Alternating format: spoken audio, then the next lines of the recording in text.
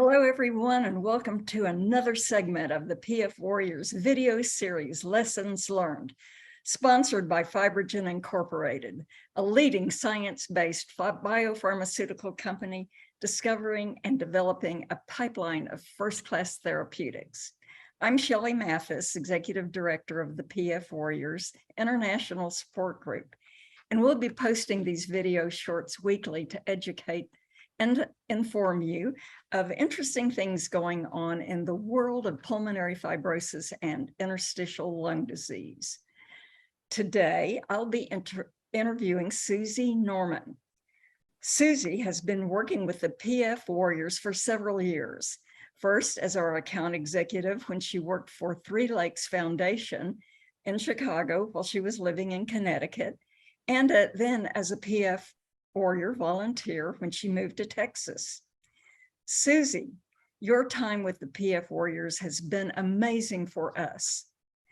Every time we've needed help, you've pitched in, and especially when we knew we needed to produce a caregiver guide to go along with the patient guide we offer.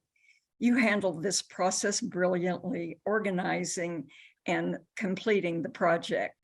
Your kindness and genuine concern for caregivers was very apparent, but your compassionate heart and organizational skills didn't just start the day you started working for the PF Warriors. So when you think back on your family, your education, your work experience, and life experiences, what do you think had the most influence on where you are today as a person who is truly altruistic, as well as a very smart, hard worker? Gosh, Shelley, thank you so much for all those nice things that you said. I don't think I deserve them, but I really appreciate all those compliments. You know, working with the PF Warriors has actually been a gift to me. The people that I've met and the lives that I feel that I may have touched have been so significant in my life. And I feel that the Warriors really are role models for me. I learn something new from all of you every single day. In terms of what are my life experiences and how did I get here and why did I contribute so much, even though it was hard, because it's a sad disease. I learned early on that the more you put into something, the more you get out of it. And I really feel that the work I've done with the PF Warriors has been a gift to me. Well, we thank you for all the work that you've done. And I know that you were a caregiver for your father during his last illness, and now for your mother who lives with you.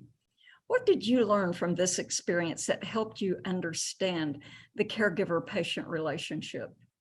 I guess the biggest thing I learned was the doctor appointments and learning about the disease and managing the meds and all of that. For me, that's been the easy part.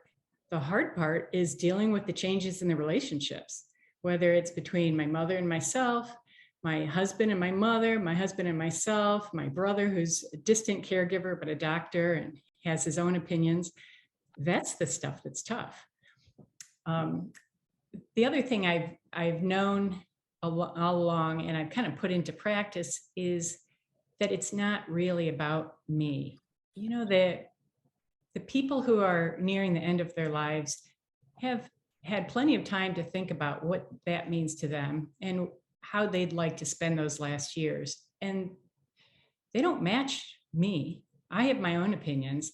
You know, my father was a neuropharmacologist and he liked to go to the doctor appointments, learn what was happening to his body, take all sorts of pills. He liked to go to the hospital when he found this first sign of a symptom. My mother is exactly the opposite. She has no need to know what's going on with her body. She likes to sit on the couch and eat pound cake all day and watch Patton. You know, that's okay for her, but I have to remember that I can't sit there and watch Patton with her every day. So the hard part is figuring out how I can help her live her life the best way possible without sacrificing my life. That shows a very good understanding of the stresses of caregiving, but you also never lose sight of the patient that suffers too. Have you noticed any negative dynamics that should be avoided in these kind of relationships? And conversely, what lessons have you learned about successful caregiver-patient relationships? Almost everybody that is in this role is doing it for the first time, which means we're all learning every single day. What I've picked up on is the people that have been in this role and are no longer in this role are the ones who want to give you advice on how to do what you're doing. And that can be very tough. I find that some of those people are trying to make amends with what they did that maybe didn't work. Maybe there's some guilt or some sorrow. That's one thing that's tough. Another thing that's sort of related is the adult children of someone who's chronically ill. I've seen that sometimes they are carrying forward some of their angst about their own childhood. Now is a chance to kind of take it out on mom. And that can take all sorts of forms. Everything from, she didn't help me as a teenager, why should I help her now? To, it's your job, not mine. To, I think she's faking. She always told me I was faking. And I think that's toxic. But probably the number one thing that is very easy for all of us to fall into, because it's a role we've played before, is the parent-child dynamic. And I see that over and over again. In fact, some of the comments I've heard have been, I told him we are not going to walk the mall if he's not going to wear his oxygen. I told her that she is not going to have her friends over if she doesn't take her pills at the right time in the right way. You know, if you put yourself in the patient's shoes, you know, you could see how there would be resentment would build, game playing, just like a teenager would fight back. Don't tell me what to do. I'm an adult. I know how to do this. I've got this handled. And it's really done out of love, I think. You know, the caregivers really want the patient to do everything they can to stay with us. And I understand that. But it's not the right time to have that relationship. And it can mean that the final years are actually spent fighting instead of loving. I can certainly understand that, Suzy, because as a caregiver, I think I started out the moment Scott got his diagnosis in complete anxiety and had to learn everything, had to search the internet all the worldwide because we kept seeing that 2 to 5 year life expectancy. Well, that was 8 years ago. And it took a long time for me to settle down where I thought I had enough information and support to relax and let Scott function like he wanted to. So it doesn't mean I ignore him now, though. You know, I think there's another piece of that contributes to that issue, which is early on when the partners find out about the diagnosis, I think there's a tendency for friends and family to ask the caregiver, how much time does she have? What's her prognosis? How serious is this? I've never heard of this disease. Can you explain it to me again? That forces the caregiver to come up to speed on the learning curve about the disease, arguably much faster than the patient, which means in the household, they suddenly become the expert in the disease. Well, it's only a few steps further before I'm the expert and you're the guinea pig. So I think all that contributes to that dynamic. Definitely. And now that I've seen a lot of other caregivers, I've noticed that some, and maybe the caregiver and the patient both become passive. And, you know, they're really not, they don't want to read about it. They don't want to know about it. They've seen, you know, some of those life expectancy things and some of the bad news, but there are so many treatments now, pharmaceuticals and other things to make a living with this disease better. That's certainly the focus of the PF Warriors, to help people live with this disease better. And I don't know how, what the mechanism is for couples or caregivers and patients to come to a more meaningful relationship where they both participate in understanding the disease and trying to make it live their life as best they can. Everybody talks about how important communication is, and it's such a platitude. We all intend to communicate. Today's a bad day.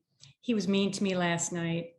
I'm not in the mood. I'm busy. And before long, a week goes by, then the issue drifts out of your mind. And it's important.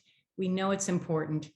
I think that the challenge is developing into new habits to make sure your communication actually increases rather than decreases with this bad news. Absolutely. And I think that the audience is going to be very interested in the new caregiver guide that you and your team put together. So why don't you tell us a little bit about that project and how we can get the caregiver guide? The caregiver guide project was not only meaningful, but it was fun. We put together a great team of caregivers. So this document is for caregivers, written by caregivers. And that alone, I think, is unique out there in the community. But more importantly, this is probably the one and only place where all the tips and techniques related to what you can do to live your life better when PF is in your household or in your loved one's household. One of the things that's unique about this guide is it's divided into two sections. The first section is a lot of information about how do you see the disease? What does it feel like to have this disease? What does it mean to have a relationship with someone who has this disease? The other half of the guide is a collection of what we're calling appendices, which are really job aids or checklists, all the different things you can do around your lives, around your household to help prevent exacerbations. And it's a long list, but that's the good news. It doesn't mean everyone has to do everything to feel comfortable about the way they're living out their lives. It's an opportunity for you and your partner to go through all these ideas and say, hey, I really care about this. I really want to do as much as we can. Other people are going to say, I'm not changing my life that much. I really want to have a glass of wine every single night. I want to, I love our dog. And I want to spend as much time with our dog and our daughter's cat as possible. You know, there are choices you make when you have this disease. And until now, the choices haven't been so obvious. This guide gives you a lot of different things you could do, but go through it and figure out what works for you. We're going to be wrapping it up very soon. It's going to be available on the PF Warrior website in two forms. Online, we'll have an interactive form of the guide. So if you enjoy flipping through things online, it'll be there for you. It's also going to be available in a printable form. So if you're the kind of person who wants to print something out and read it at your leisure, it will be there for you too. And I personally have seen this guide. It's fantastic. And I'm so proud of you and your team for what you've done. Thank you, Suzy, for this interview. And as a PF caregiver myself, I'm grateful and proud of this wonderful work you and your team put together, and for us to be able to add that to our toolkit for helping families dealing with PF and ILD. So thank you all for joining us today. Thanks to FibroGen for sponsoring this series, and see you all next week for another Lessons Learned segment. Goodbye.